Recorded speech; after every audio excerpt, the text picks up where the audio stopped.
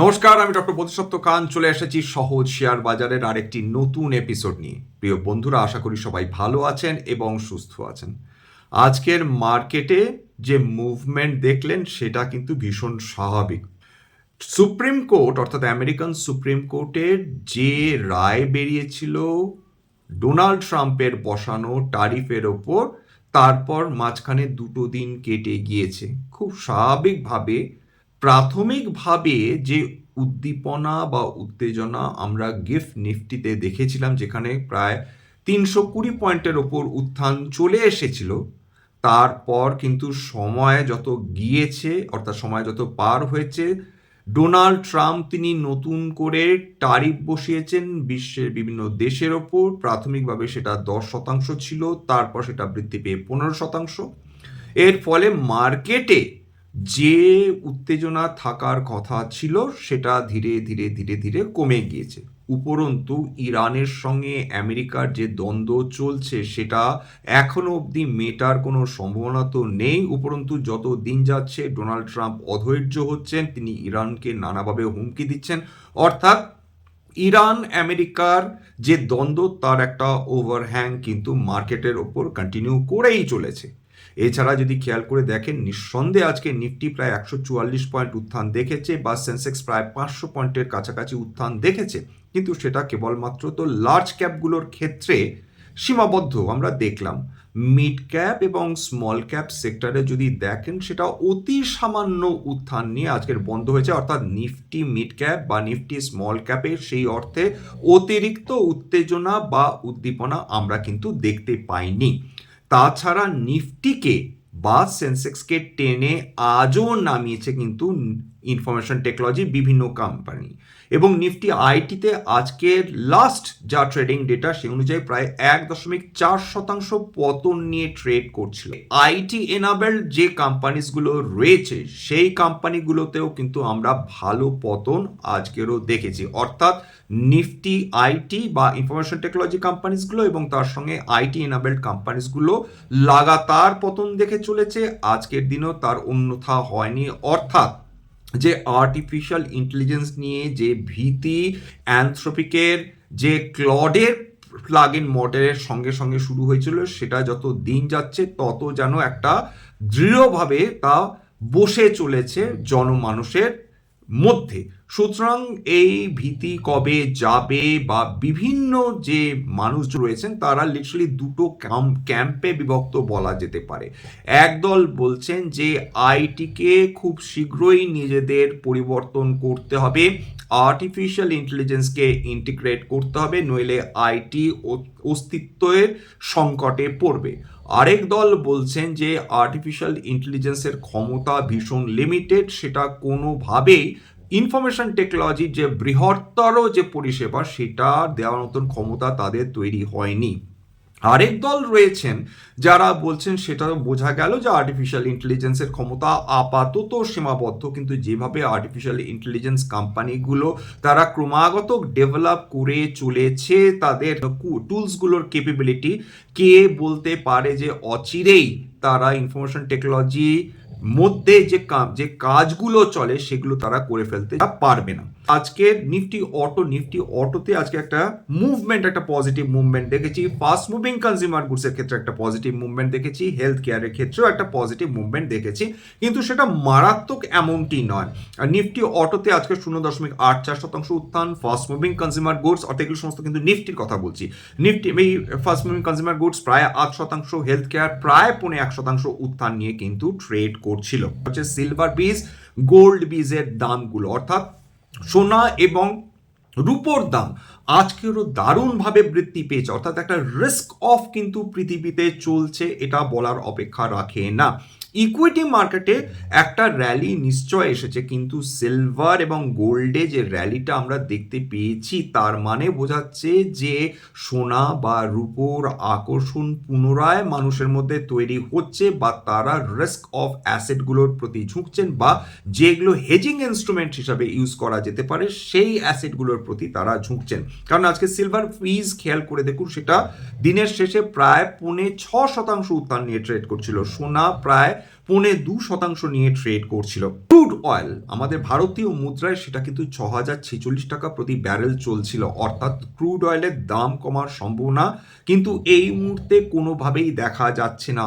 খুব স্বাভাবিকভাবে যতদিন আমেরিকা ইরান দ্বন্দ্ব চলবে বা এই ঠান্ডা লড়াই চলবে, ততদিন এই তেলের দামে যে উত্থান পতন বা যে ভোলাটিলিটি, সেটাতে যদি ওঠানামা করে সেটাতে অবাক হবার মতন কিন্তু কিছু নেই।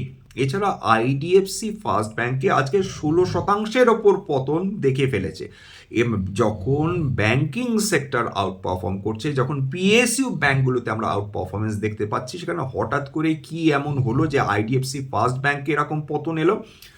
যেটা শোনা যাচ্ছে যে আইডিএফসি ফার্স্ট ব্যাংকের ক্ষেত্রে প্রায় 500 কোটি টাকার বেশি প্রতারণা হয়েছে, এবং 1 কোটি টাকা নয়, 2 কোটি টাকা নয়, যেখানে 500 কোটি টাকার প্রতারণার খবর বাজারে চলে এসেছে। বিনিয়োগকারীরা দারুণভাবে নার্ভাস হয়েছেন, এবং যেটা রিজার্ভ ব্যাংক অফ ইন্ডিয়া এক্ষেত্রে আসরে নেমেছেন, তারা বলছেন যে আইডিএফসি ফার্স্ট ব্যাংকে এই প্রতারণার যে ঘটনা, এর ফলে ফান্ডামেন্টালি কোম্পানিটা যে খারাপ হয়ে গিয়েছে এমনটি নয়, বা স্ট্রাকচারাল কোনো চেঞ্জেস হয়েছে এমনটি নয়। ফার্দার ইনভেস্টিগেশন চলছে। যারা বিনিয়োগকারী তাদের কিন্তু যে আতঙ্ক সৃষ্টি হয়েছে সেটা কিন্তু কিছুমাত্র লাঘব হয়নি, ফলে আজকে দারুণ পতন, অর্থাৎ লিটারালি 6 ভাগের 1 ভাগ যদি মার্কেট ক্যাপিটালে একদিন যদি উবে যায়, খুব স্বাভাবিকভাবে বিনিয়োগকারীরা সে ব্যাপারে সেই কোম্পানিটা সম্বন্ধে তাদের উদ্বেগ থাকবে। এছাড়া প্রতারণার ঘটনা সাধারণ ঘটনা নয়, এবং যে এই বিপুল পরিমাণ টাকার প্রতারণা, সেইখানে যে কত কর্মী ইনভলভ রয়েছেন বা কারা কারা ইনভলভ হয়েছেন, যতক্ষণ না সেই খবরে ক্ল্যারিটি আসছে বা সেক্ষেত্রে কি কি করণীয় সেইগুলো যতক্ষণ না ক্ল্যারিটি আসছে, ততক্ষণ বোঝা মুশকিল যে আইডিএফসি ব্যাংকে এইটাই আজকের দিনের জন্যই কেবল পতন সীমাবদ্ধ থাকলো, না ফার্দার আরও পতন আসতে পারে। এই ডোনাল্ড ট্রাম্পের ট্যারিফের ফলে বহুদিন ধরেই আলোচনা করে যাচ্ছি যে এক্সপোর্টমুখী যে সেক্টরসগুলো রয়েছে তারা অ্যাফেক্টেড হবে। এবার যেটা সবচেয়ে বেশি অ্যাফেক্টেড হতে চলেছে বলে মানি কন্ট্রোলের একটি আর্টিকেল দাবি করেছে, সেটা হচ্ছে শ্রিম্প, প্রসেস শ্রিম্প বা সামুদ্রিক খাদ্য যে কোম্পানিগুলো রয়েছে। এবং তারা একটা খুব সুন্দর আর্টিকেলে তারা যেটা বলছে যে একদম শ্রিম্পের ক্ষেত্রে যে যে ডিউটিসগুলো ইম্পোজ করা হচ্ছে বা ভবিষ্যতে হবে, তার মধ্যে অ্যান্টি ডাম্পিং ডিউটি রয়েছে, যেটা 2.7% থেকে 5.1%-এর মধ্যে। এছাড়া তাদের কাউন্টারভেলিং ডিউটিস দিতে হতে পারে, সিভিডি, প্লাস মোস্ট ফেভার্ড নেশনসের যে ডিউটি ইউজুয়ালি বসিয়ে থাকে আমেরিকা, এক্ষেত্রে শ্রিম্পের ক্ষেত্রে 0, কিন্তু তাতেও ভয় কমেনি সামুদ্রিক খাদ্যগুলোর ক্ষেত্রে, কারণ অতিরিক্ত যে 15% ট্যারিফ বসানো হয়েছে ট্রাম্পের প্রশাসনের দ্বারা, তার ফলে শ্রিম্প যে শ্রিম্পের যে কোম্পানিজগুলো রয়েছে, তারা যখনই আমেরিকাতে এক্সপোর্ট করতে যাবে তাদের কিন্তু অতিরিক্ত কর দিতে হবে। তার ফলে আজকের বিভিন্ন যে সামুদ্রিক খাদ্যের যে স্টকসগুলো ছিল তারা কিন্তু আজকের পতন দেখেছে। এবার স্টিল সেক্টরে যেটা দাঁড়িয়েছে, যে স্টিল সেক্টরে এখনো ক্ল্যারিটি আসেনি, অর্থাৎ ভারতবর্ষ থেকে যে অ্যালুমিনিয়াম বা কপার বা স্টিল আমেরিকাতে রপ্তানি করা হয়, বিশেষত স্টিল, এর আগে 25% ট্যারিফ বসানো হয়েছিল। কিন্তু যেটা প্রশ্ন দাঁড়াচ্ছে যে এই 25% ট্যারিফটা এটা যেহেতু স্ট্যান্ড অ্যালোন সেক্টর হিসেবে ট্রিটেড হয় ওখানে, তার উপর কি আরও অতিরিক্ত 15% দিতে হবে? যতক্ষণ না ক্ল্যারিটি আসছে ততক্ষণ স্টিল সেক্টর খুব স্বাভাবিকভাবে দুটানার মধ্যে থাকছে। তবে অটো সেক্টরে একটা রিলিফ এসেছে, যে কারণে আজকে অটো সেক্টরে প্রায় 1.5%-এর কাছাকাছি উত্থান এসেছে। সেটা হচ্ছে যে অটো সেক্টরের ক্ষেত্রে আপাতত যেটা বলা হচ্ছে 15% ট্যারিফই দিতে হবে, যেটা বিশ্বের বিভিন্ন দেশকে দিতে হচ্ছে। ফলে আজকের অটো সেক্টরে আমরা কিছুটা উৎসাহ দেখেছি বলা যেতে পারে। টেক্সটাইল সেক্টরে ওই একই কথা, যে 15% tariff plus most favoured Nations যে ট্যারিফ, সেটা ভারতের ক্ষেত্রে 0 ছিল। মোর অর লেস টেক্সটাইল সেক্টরে প্রায় 15% ট্যারিফ দিতে হতে পারে। জেমস অ্যান্ড জুয়েলারি সেক্টরে এই একটা সমস্যা দাঁড়িয়েছে যে এর আগে 0% মোস্ট ফেভার্ড নেশনস ট্যারিফ দিতে হতো, কিন্তু এর সঙ্গে অতিরিক্ত আরও 15% ট্যারিফ যোগ হলো। তার ফলে জেমস অ্যান্ড জুয়েলারি যে তিমিরে ছিল সেই তিমিরেই থাকবে, নাকি সেই নিরাশাকে কাটিয়ে তারা ফার্দার এগোবে, সেটা নিয়েও এখন একটা প্রশ্ন অবশ্যই চলে আসছে। এই তিনটে আর্টিকেল নিয়ে ডোনাল্ড ট্রাম্প খেলা আরম্ভ করেছেন, আগের দিনে আলোচনা করেছিলাম। কিন্তু আবার বলে দিচ্ছি, সেকশন যে 122, যেটা আপাতত ট্রাম্পের মূল অস্ত্র, যেটা ঘিরে তিনি এই ট্যারিফ যে পলিসি রয়েছে সেটাকে কন্টিনিউ করবেন, সেটা সেকশন 122।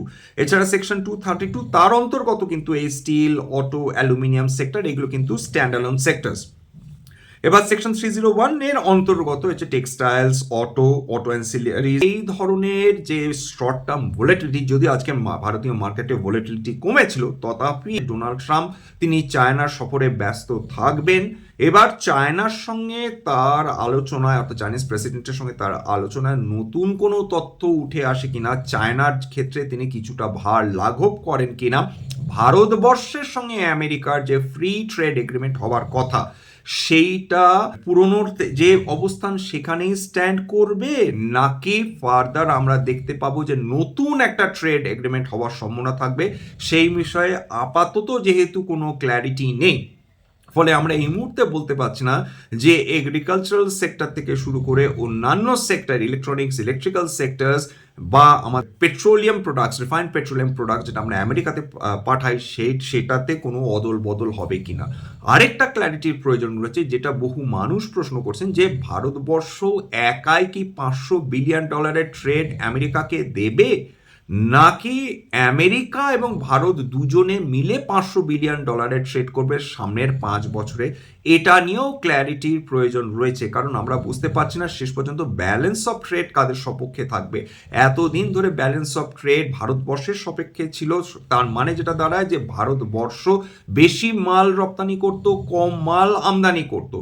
এইবার নতুন যে ট্যারিফ বসতে চলেছে ফ্রি ট্রেড এগ্রিমেন্টের ফলে, তার ফলে আমেরিকার কোন কোন প্রোডাক্ট এক্স্যাক্টলি এবং কত কনসেশন পাচ্ছে, এবং ভারতীয় প্রোডাক্টস আমেরিকাতে কত কনসেশন পাচ্ছে সেটাও দেখা।